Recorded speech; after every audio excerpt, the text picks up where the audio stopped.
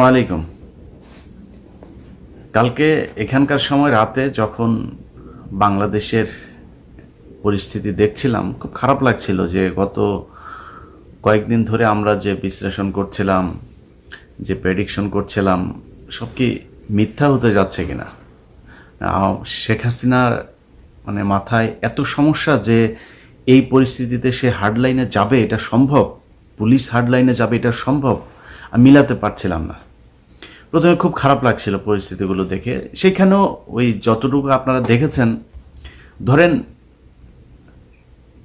কালকে এই যে খাওয়ানো দাওয়ানো যা যা আছে, আমানুল্লাহ আমানকে নিয়ে সুচিকিৎসা দেওয়া, আবার প্রধানমন্ত্রীর অফিস থেকে ফলমূল পাঠানো তার কাছে, গয়েশ্বরকে নিয়ে আপনার ডিবি কার্যালয়ে, তারপরে 5 স্টার হোটেল থেকে নিয়ে খাওয়ানো, এগুলো তো আওয়ামী লীগের চরিত্র না। আওয়ামী লীগ এইভাবে রাজনীতি করে না। ওদের চরিত্র মানুষ মারা, মানুষ হত্যা করা, মানুষ পুড়িয়ে মারা, গোলাগুলি, বন্দুক, এগুলি ওদের চরিত্র। ওরা সেই শেখ মুজিবের ঘর থেকেই এই ট্রেনিং নিয়ে আসছে। ধরেন আমি একেবারে 15ই আগস্টের ঘটনায় সম্পৃক্ত ছিল এমন একজনের সাথে আমার দেখা করার সুযোগ হয়েছে। তো তিনি বলছিলেন যে তারা কিন্তু এখানে কোনো মানুষজন মারতে টারতে যায় না, তারা শেখ মুজিবকে গ্রেপ্তার করতে গিয়েছিল। গ্রেপ্তার করতে যাওয়ার পরে ওই যে শেখ হাসিনার শেখ মুজিবের বখাটে পুত্র একটা বিয়ে করছিল হচ্ছে শুটার সুলতানা। হ্যাঁ, এই সুলতানা নাকি প্রথম গুলিটা করে, এরপরে কামাল গোলাগুলি শুরু করে। তো ওরা তো তখন সম্রাট আকবরের ছেলে মেয়ে মতো এরকম একটা পরিস্থিতি ছিল দেশে তাদের তখন। তো তারা গোলাগুলি শুরু করে দিয়েছে। গোলাগুলি যখন শুরু হয়েছে তখন সেনাবাহিনীর দিক থেকে গোলাগুলি শুরু হয়েছে। তো গোলাগুলি করে যখন 2-3 জন মারা গিয়েছে, কারণ ওদের ইনস্ট্যান্ট একটা ডিসিশন হয়েছে, একদম সব কটাই শেষ করে দেয়। ওরা কিন্তু এখানে মারামারি করতে জানে।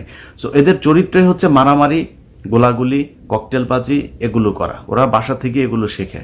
এই যে আপনার যে আন্দোলনের সময় এসছে না, এখন এই যে আওয়ামী লীগের লোকজন, আপনারা বাদল মির্জার বাসায় দেখেছেন যে ককটেল কারা মেরেছে।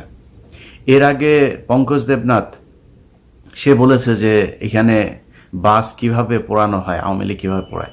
কালকের ঘটনাতেও বাসের মালিকের আপনারা বক্তব্য শুনেছেন, মানে ড্রাইভারের বক্তব্য। ড্রাইভার কি বলেছে আপনারা সবাই জানেন। অতএব এগুলো তারা করবে। কিন্তু দুঃখের বিষয় কি জানেন?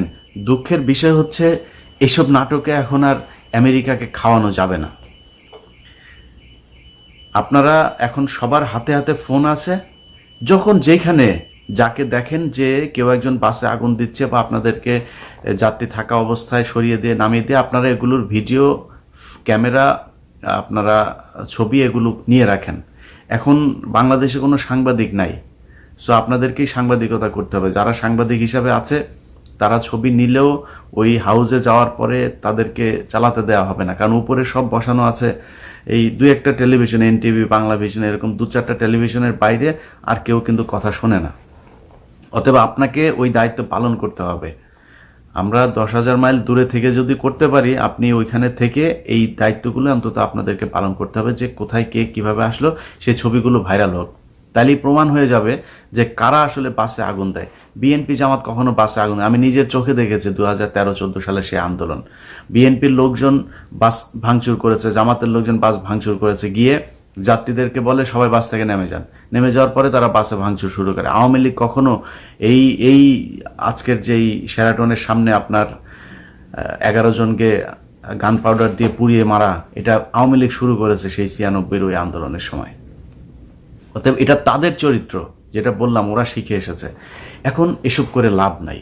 আপনারা যে আচার আচরণ দেখছেন, আমি বলছিলাম না যে আওয়ামী লীগ কি চায়, তারা কতটুকু কি করতে পারবে, এইটা কিছুদিনের মধ্যে প্রমাণ হয়ে যাবে। মাঠে দেখতে পারবেন। এই মাঠে কিন্তু আপনারা দেখছেন। আপনি গত 15 বছরের মধ্যে দেখেছেন যে বিএনপির কোনো লোকজনকে এত জামায় আদর করে তারপরে গাড়িতে তোলা, নিয়ে তারপর 5 স্টার হোটেল থেকে খাওয়ানো, এটা দেখেছেন? এটা এই আজকে এই আমেরিকার যে বাম্বু, এই বাম্বুর ফলাফল। অতএব যারা মনে করছেন এখন পর্যন্ত রাস্তাঘাটে যে পোলাপানগুলো আছে, এগুলো এই বস্তির পোলাপানগুলো যারা মনে করে যে আওয়ামী লীগ এখনো ক্ষমতায় থাকবে, তারা এখনো সে আগের মতো মারামারি লাঠিয়ালি করবেন, লাঠিয়ালি আপনারা করেন। ওই যে ধরে নিয়ে গেছে না কালকে, এই প্রথম শুনছেন কখনো যে বাসে আগুন দেওয়ার পরে যুবলীগের লোকজনকে ধরা হয়? কালকে ধরেছে। অতএব মাঠে যারা যা করছেন আপনাদের এগুলো কিন্তু রেকর্ড থাকছে, এগুলো কিন্তু সব ছবি থাকছে। কোন ঘটনায় কে কে কোন জায়গায় ক্যাজুয়ালিটি হয়েছে সেটার জন্য যদি ভবিষ্যতে মামলা হয়, সেই মামলার জন্য কিন্তু আপনি আসামি হবেন, কারণ এখন সব কিছু রেকর্ডের। আগের মতো ওই কারচুপি লুকোচুরি করার কোনো সুযোগ নাই। তারপরেও এই ঘটনায় এখন পর্যন্ত যা হয়েছে, যারা যারা আহত হয়েছেন, আমি খুব অবাক হয়েছি যে পুলিশের সামনে 15 বছর ক্ষমতার বাইরে থাকা একটা দলের নেতাকর্মীরা যেভাবে বুক চিতিয়ে দাঁড়িয়েছিল, এটা অকল্পনীয়। আমি হলেও এই সাহস করতে পারতাম কিনা আমি জানি না, এটা জাস্ট অকল্পনীয়, এটা মানে কল্পনা করা যায় না। এই এমন একটি দেশের মানে বিস্ফোরণ ঠেকানোর মতো ক্ষমতা শেখ হাসিনার নাই। আমি বিশ্বাস করেন, শেখ হাসিনা ক্ষমতায় থাকবে কি থাকবে না এটা নিয়ে আমি এই মুহূর্তে চিন্তাই করি না। আমার মাথায় এখন চিন্তা হচ্ছে যে শেখ হাসিনা যদি ক্ষমতা থেকে যাওয়ার পরে এই দেশটা চালানোটা খুব কঠিন হবে। কারণ সে যত কিছু বলছে, একেবারে আপনি দেখেন নতুন আরেকটা সরকার যদি আসে তখন এগুলো সব জানতে পারবেন যে কোন ব্যাংকের কত ঘাটতি, কোন বাংলাদেশ ব্যাংকের রিজার্ভ কত, আমাদের লোন কত, এগুলি সব জানতে পারবেন। কোন প্রকল্প থেকে কিভাবে মানে লুটপাট করা হয়েছে, এগুলো সব জানা যাবে তখন। তো আমি ওই সময়ের কথা চিন্তা করছি। এখন শেখ হাসিনা ক্ষমতায় থাকবে এটা মনে করার কোনো কারণ নাই। শেখ হাসিনা ফল পাঠিয়েছে ওই ইয়ের মধ্যে, এটা শেখ হাসিনার চরিত্র না। আপনি সেই শুরু থেকে আজ পর্যন্ত শেখ হাসিনার কথাবার্তাগুলো যদি আপনি শোনেন, একদম হাত পা গুঁড়ো করে দেওয়া হবে, ইয়ে থেকে ফেলে দেওয়া হবে।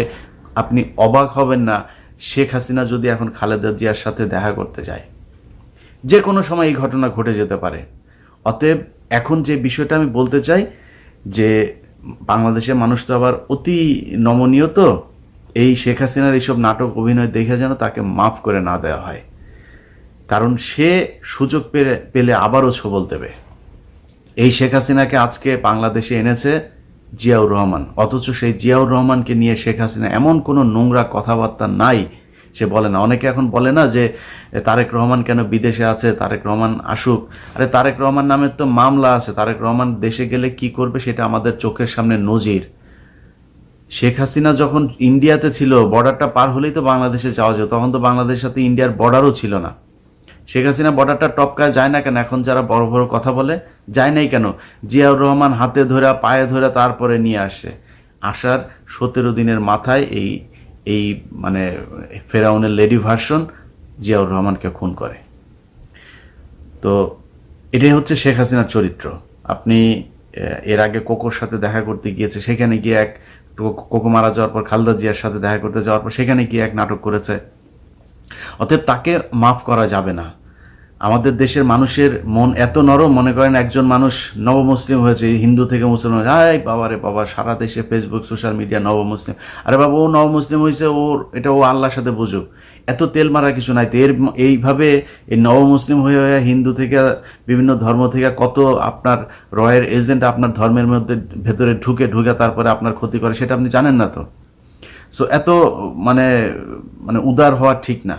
আমাদের দেশের মানুষ সারা জীবন যতবার উদারতা দেখিয়েছে ততবার তারা বিপদে পড়েছে। এটাই হচ্ছে সমস্যা। কারণ শেখ মুজিব মারা যাওয়ার পর জিয়াউর রহমান যদি নাকি তার মরণোত্তর বিচারগুলো করত, আজকে সেই ডকুমেন্ট থাকতো। সেগুলো নিয়ে জিয়াউর রহমান বলেছিল যে মৃত মানুষকে নিয়ে কোনো ধরনের রাজনীতি করা যাবে না, তাকে বাঁচানোর জন্য। সেটাও আজকে কালসাপ হয়েছে, বলা হচ্ছে যে শেখ মুজিবের নাম নিতে দেওয়া হয় না। জিয়াউর রহমান তো এই জন্য এটা করে নাই। জিয়াউর রহমান বলেছে মৃত কোনো মানুষকে ব্যবহার করে রাজনীতি করা যাবে, তার সম্মানটা রাখার জন্য।